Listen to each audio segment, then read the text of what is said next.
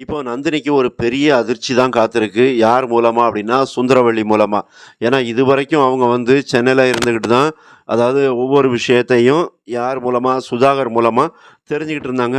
இல்ல video call, இல்ல இவங்க WhatsAppல அனுப்பக்கூடிய அந்த வீடியோஸ் மூலமா தான் ஒவ்வொரு விஷயத்தையும், அதாவது சூர்யா அங்க என்ன பண்ணிக்கிட்டு இருக்காரு? எந்த மாரியான வேலைகள்லாம் பண்றாரு? அப்படிங்கிறத எல்லாத்தையுமே இந்த சுதாகர் போட்டு குடுத்துக்கிட்டு இருந்தாப்ல. இப்போ நேரடியாவே இந்த ஊருக்கு வந்துட்டாங்க திருவிழாவுக்காக. அதாவது அருணாச்சலமும், இந்த மாதவி, அப்புறம் சுரேகா, இவங்க சுந்தரவள்ளி எல்லாருமே வராங்க. வந்த இடத்துல கோயிலுக்கு போம்போது தான் ஒரு அதிர்ச்சியான விஷயத்த பார்க்குறாங்க. என்ன அப்படின்னா, சூர்யா வந்து கோயிலுக்கு அந்த பால் காவடி எடுக்கிறதுக்காக அவங்க போயிட்டுருக்காங்க. அதாவது அந்த எப்படி ஒரு சாமியோட பக்தர் வந்து ஒரு நேச்சரா இருப்பாங்களோ, அந்த மாரி போயிட்டுருக்காங்க. அப்ப இந்த விஷயத்த பார்த்த உடனே தான் சுந்தரவள்ளி, "அங்க பாருங்க, உங்க மகன்" அப்படிங்கிறாங்க.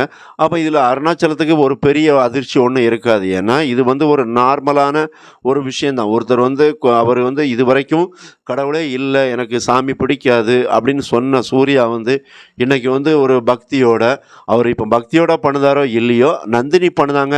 அப்ப நாமளும் பண்ணணும், ஒரு நாள் விரதம் இருந்து பண்ணணும் அப்படின்னு சூர்யா நினைக்கிறாரு. அப்ப அந்த விஷயத்த தானே பண்றாரு. அப்ப அது வந்து ஒரு டெவலப்மெண்ட் தானே. அப்ப ஒருத்தருக்கு வந்து கடவுள் மேல நம்பிக்கை இல்லன்னு சொன்னவரு, இன்னைக்கு அது மேல நம்பிக்கையோட இருக்கிறார் அப்படின்னா, அவர் மனம் மாறி இருக்கிறாரு. அது நல்ல விஷயம் தான் அப்படின்னு அருணாச்சலம் நம்புறாரு. அப்போ சூர்யாவ எவ்வளவோ நந்தினி வந்து மாத்தியிருக்காங்க. நல்ல விதமா கொண்டு வந்திருக்காங்க அப்படின்னு அருணாச்சலம் நம்புறாரு. அத நினைச்சு ஓரளவுக்கு பூரிப்படையவும் செய்றாரு. ஆனா சுந்தரவள்ளிக்கு அது வந்து ஒரு கௌரவ குறைச்சலா இருக்கு.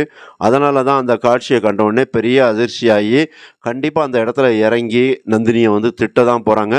"உன்னால எப்படி என் பையன தரமட்டத்துக்கு கொண்டு வர முடியுமோ, அந்த அளவுக்கு கொண்டு வந்துட்ட" அப்படிங்கிற அப்படிங்கிற மாரி தான் சூர்யாவையும் திட்டுவாங்க. அதே நேரத்தில நந்தினியும் திட்டுவாங்க.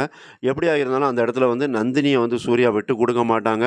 அப்போ வந்து இதில சுந்தரவள்ளி வந்து என்ன பண்ணுவாங்க, "நீ எக்கேடும் கெட்டு போ" அப்படிங்கிற மாரி தான் போவாங்க. ஆனா அடுத்தடுத்து பிரச்சனைகள் வந்து இந்த சுதாகர், அதே நேரத்தில பரமேஸ்வரி, அவங்க இந்த நந்தினி குடும்பத்துக்கு குடுத்துக்கிட்டே இருப்பாங்க. இப்போ வந்து அந்த கௌசிக் வந்து இந்த கூட்டத்துக்குள்ள புகுருவாரு கண்டிப்பா. அப்போ புனிதாவ அங்க காலி பண்ணக்கூடிய எல்லா வேலையும் பண்ணுவாரு.